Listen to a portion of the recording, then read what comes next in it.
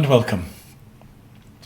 Bishop Barron was invited to the Synod on Synods in Rome, and we all wonder what he would make of it and what contributions he would contribute. He's just written something explaining what his take on the whole Synod was, and I thought it was so clear and so helpful that I thought it was worth thinking about. For those of you who follow this channel, you'll already have seen the three of us on Unscripted giving some reflection, but it was precisely that process that acted as a catalyst for me to think a little more clearly. And I think we need to be very grateful to Bishop Barron for the way in which he's not thought theologically, but also the tone of voice he's brought to the whole enterprise. He hasn't criticised anybody, he's not told them off. There are things he could have said about their motivation and their aims that he hasn't said, but what he's done simply is to tell the truth about the faith, and that's a very powerful thing to do. And I'm hoping just to offer a concise synopsis of what he's brought up, because I think it certainly has helped me clarify my mind about what's going on in the church, and that might help you with yours. So the first thing that he does is he talks about the cry that the marginalised have set up, saying, we don't feel that we belong properly to the church. We don't think the church has heard us. And so Barron starts off by saying, well, we heard you and we listened. But immediately, between the lines of Barron, it seemed to me that what he was inviting us to do was to think of two pictures of the church. And we find this all the way through Barron's analysis. There are two meanings to everything, one Catholic and one not Catholic, one Christian and one not Christian. So the first duality is church. When you hear people saying they're marginalised, basically the alphabet people and feminists, they say they're not being taken seriously by the church. What they really mean is the church as an institution. These are people who think in terms of power and influence, and who see the church only in that sense. If you're a Catholic, to belong to the church is to have a relationship with Jesus. We have a relationship with him in the sacraments. Nobody can get in the way of that. We have a relationship with him through the sacrament of confession. Nobody can get in the way of that. We have a relationship with the church through our love of Mary and our understanding of her and of the saints. To be a Catholic is to be listened to by the church because we're listened to by God. The aim of being a Catholic Christian is to be drawn more closely into a relationship with God. And so to pray, to receive the sacraments, to listen to the scriptures, to participate in the liturgy and offer worship is to be taken seriously by the church, is to have a real relationship with the church. There's a wonderful moment in the Old Testament in 2 Kings 12 where Elisha is being attacked by a group of bandits, an army. And his servant says, we're in real trouble. Why have you brought us here? This isn't going to end well. And Elisha says a prayer and says, Lord, open his eyes. And then a miracle takes place. Because the servant moves from the political to the spiritual, from the natural to the supernatural. And he sees, in fact, that they are surrounded by chariots of angels, and that those who are with them are very much more than those who are against them. This is what it is to be a Catholic. It is to learn that we really are in the communion of saints, that the saints we have a relationship with are praying for us. We are in a relationship with them. You can't be marginalised in the church if you receive Jesus in the sacraments. You're reconciled to God the Father, and you have a relationship with all the saints. Because this is the supernatural language of the church. This is the language in the Spirit. But the people who are complaining and saying, you're not hearing us, we're not being heard by you, we have no role in the church, these are people who are not talking about the Spirit or the supernatural. These are people stuck in the natural and the political. Actually, it's entirely possible they've never been converted to the faith, that they are doing religion rather than Catholicism. And any readers of church history will know that the moment Catholicism descends into religion, it becomes a very dangerous thing indeed. And the people who practice religion instead of Catholicism are very dangerous people. On the whole, the people who claimed to be marginalised are people looking for power. And power is always one of the most dangerous things that the church can deal with, because the language of the church is the language of love. It's the language of humility and forgiveness, of turning the other cheek. It's the language which gives up power. But these are people who want power. And the reason they want power is they want to change the nature of the church. They want to turn it into a political society. And one of the ways in which we see this is in terms of the way they use mission. Now, actually, Bishop Barron is wonderful, because what he says is, we hear you, we welcome you, and 95% of Catholics will be involved in the church after they've received Jesus and the sacraments and said their prayers, by going out into the world of politics and art, and entertainment, communication, medicine, law, where they have their competence, and bringing Jesus there to change the world. That's for those who are not ordained, that's our mission, that's what we do. We're not trying to change the church politically, but we are trying to change the world politically in order to produce justice in the world. But it's a different relationship than the one that we have with the church. Now, the very interesting thing that I really hadn't spotted, although I had suspected it, was that Bishop Barron said that when the people at the Synod on Solidarity used the word mission, they didn't mean supernatural mission, they didn't mean conversion, they didn't mean transformation. They meant instead politics, better justice, better engagement in the goods of the people, better economics, better inclusion. All, of course, steeped in the language of identity. It's very dangerous when people use one word and mean entirely different things. You can go on having a conversation and not understanding each other until finally the penny drops, and then we have to distinguish the word that we're using. So mission for Catholics ought to be mission in the spirit, not mission in power or politics. It's mission for the kingdom of heaven. But even the kingdom of heaven is used differently by the progressives. Again, they see it as a political and economic exercise.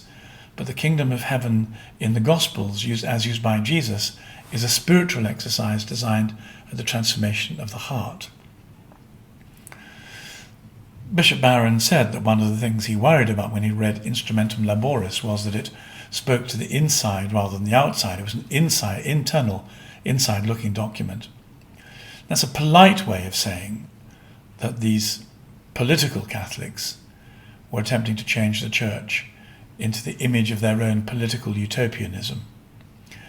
It was a very gentle way of putting it, but the moment you get the code, there are two kinds of mission, two kinds of religion, one spiritual, one secular, then you begin to be able to unwrap what the project for the Synod on synodality is all about. He said something quite profound about there being no division between love and truth. This takes a moment to unpack. It took me a few moments to think about this because it's gentle code again. What he was talking about is the way in which the alphabet people and feminists say, if you love us, you'll do what we tell you. This is a form of infantile blackmail. It's emotional blackmail that's used by children and teenagers a lot of the time. But in our society, it's used by feminists and by the alphabet people. What Barron was saying was, there's no distinction between love and truth. We'll love you, but that will involve telling you the truth about yourselves. What is it to tell the truth to a Catholic feminist? It is to say that you've picked up a political view of humanity and of your sex. And actually, what you need to do is to get a spiritual vision of what it is for Catholic womanhood. Catholic womanhood will essentially be will be centered on the gift of being able to become a mother, of being able to be the linchpin of a family. Feminism doesn't like that. Feminism is indeed dealing with power. It's trying to use religion as a way of getting power and organizing more power around the very dangerous and complex feminist aspirations. But to tell the truth to Catholic feminists is to say that this is not Catholicism. This is not how Catholicism has understood the charism and the gift of being a woman. And the same thing to the alphabet people. To tell the truth to the alphabet people would be to say, you define yourself by your sexual appetite, but that isn't the truth about being a Catholic. To be a Catholic, you define yourself by your relationship with Jesus. So Paul is very good about that in Galatians 3, passage which is turned inside out to mean the opposite of what Paul meant. He says there's no Jew or Greek, no slave or free, no man or woman. We're not going to make those kind of distinctions. It's about being in Jesus. And then to be a man in Jesus has certain consequences. To be a woman in Jesus has the same. But there are no alphabet people in Jesus, because what Jesus does is to change the way in which we relate to our sexual appetite and our romantic desires. So there is no distinction between truth and love, says Barron. What that means is, to the feminists and the alphabet people, you've got to be converted. You've got to repent. And you've got to adopt a Christian and a Catholic understanding of yourselves. That's really rather beautifully done. It takes a little unpacking, but it's very polite and very gentle, very non-aggressive, and it gets past the YouTube censors. And then he finally says, the supernatural should never be reduced to the natural. Well, once again, this is the same theme. We're doing life in the spirit, not life in politics. We're doing a relationship with Jesus, Our Lady, and the saints, not a relationship with the administrative bureaucrats who make decisions about the church. And so, in fact, perhaps you could say the greatest challenge to the church really for the last 100 years has been to abandon the quest for the supernatural, abandon reliance on it, and shift its weight towards the political. One of the reasons people do this is because it's quite hard to live our life on our knees. It's quite hard to live a life of prayer. It's much easier to live a life of political activism. We can feel we're making a difference, but when you look at the results of political activism, they come and go like the ebb of political tides. When you look at the results of holiness, we find saints marking society with the stamp of Jesus in a way that lasts sometimes for hundreds of years. There's one point where Bishop Barron says to the report, you've got it completely wrong. And he speaks very directly. And the point at which he says that is the way in which the synodal process wants to look at sex, because the reality is sex, and redefining sex, changing the teaching of the church on sex, is what this has been all about. And so he says, the report says we must renegotiate our teaching about sexual morality because of science, it says. This is very shallow. It's almost puerile. One was going to use ungallant words. Science only knows a certain amount about humanity. It can tell us a few things. Barron said it offers us etiology, an understanding of the origin of things, explains perhaps how homosexual desire arises out of the template of heterosexual biology. But science can't tell you whether something is right or wrong. Those are moral questions, and science doesn't do morality. For right or wrong questions, you have to go to the Bible and the magisterium, the tradition. So science can never replace the faith. And he said, he had this rather powerful quote. He said, the problem I have with this language is it's so condescending to the richly articulated tradition of moral reflection in Catholicism. It's as if 2,000 years of praying and testing and struggling and living amount to nothing because a research scientist somewhere has got a grant to produce a certain result and says the following. They were always desperate to find the grey gene. They haven't found it. It's not there. And so, says Barron, there is nothing new in science except talking about causes and complexities. But for the moral issues, we have to stick with what the faith has taught us. This is a very gentle and intellectually competent rebuke of the whole energy that's seeking to hijack the church through the synodal process. It's an energy launched by the Vatican itself.